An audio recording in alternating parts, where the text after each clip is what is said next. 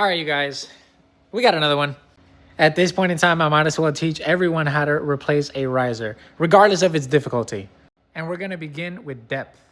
If you can see that red line with your eyes, you'll know, do not pass that point with dirt. There really isn't a lot involved actually when it comes to replacing a riser. It really is just knowing how to do it. Anyways, if you want to see a video like that out of me with some detailed content on how to replace a riser, let me know in the comments. Hand shovels are vital when it comes to, helping you figure out if there's a lot of pipes below. And as you can see, that's exactly what we found. We found electrical, sprinkler, and pool, and Wi-Fi. But just like the other videos, it really is just slow and steady. Clearly, whoever installed the previous gas line there, they actually just used a transition riser. It's not the best thing to use, but I get why they did it. However, I want to ensure that they have the best material. And in this case, for me, it's a riser coming up from under those pipes into its new place. As always, everybody, chamfer your PE before stabbing it with the mechanical coupler.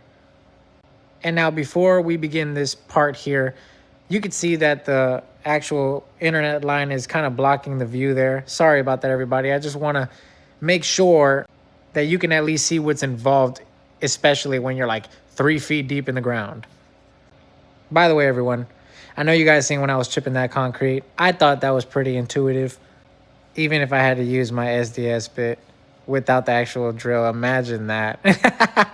And as always, leak check, clear the line of dirt, and then get to building.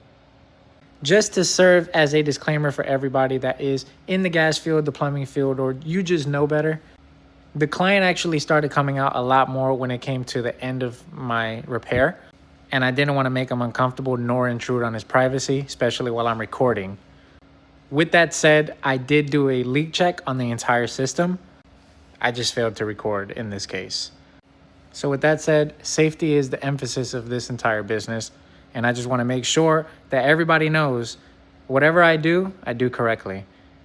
And as we conclude the video, just make sure you clean up your area and just letting you know I painted up the pipes and yeah,